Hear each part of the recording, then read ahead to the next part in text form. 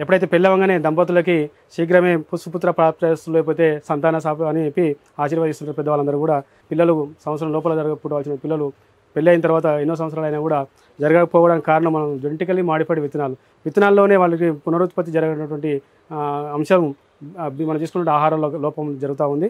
మాపిల్లై సాంబా ఈ తమిళనాడులో దొరికినటువంటి మనం ఎన్నో రకాల ఆహార పదార్థాలు యాన్షియంట్ గ్రెయిన్స్ పూర్వం రోజుల్లో ఉన్నటువంటి గ్రెయిన్స్ అన్ని కూడా మనం మిస్ అయిపోయి ఉన్నాం. ఈ మాపిల్లై సాంబా తమిళనాడు ప్రాంతంలో మిగిలిపోయినటువంటి వెరైటీ పెళ్లి కొడుకు బియ్యం అని చెప్పి దాని అర్థం. ఇది నిత్యం ఆహారంగా తీసుకుంటున్నట్టయితే మనం సహజంగా జరగాల్సిన ప్రక్రియలన్నీ కూడా మందుల రూపకంగా తీసుకోవాల్సిన అవసరం ఏర్పడుతూ ఉంది.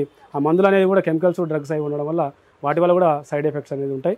మనం ఆహారమే ఔషధం ఒంటిలో వైద్యశాల అనే భాగంగా స్వదేశీ న్యాచురల్ ప్రొడక్ట్స్లో ఇట్లాంటి దేశవాళీ రకాలు చాలా బియ్యం అందుబాటులో ఉంచడం జరిగింది. కావాల్సిన వాళ్ళు కింద కనిపిస్తున్నటువంటి నెంబర్కి వాట్సాప్ చేసి క్యాటలాగ్ వస్తుంది, అక్కడ నుంచి ఆర్డర్ పెట్టుకొని తెప్పించుకొని మీరు అందరూ ఆరోగ్యంగా ఉంటారని చెప్పి ఆశిస్తున్నాను.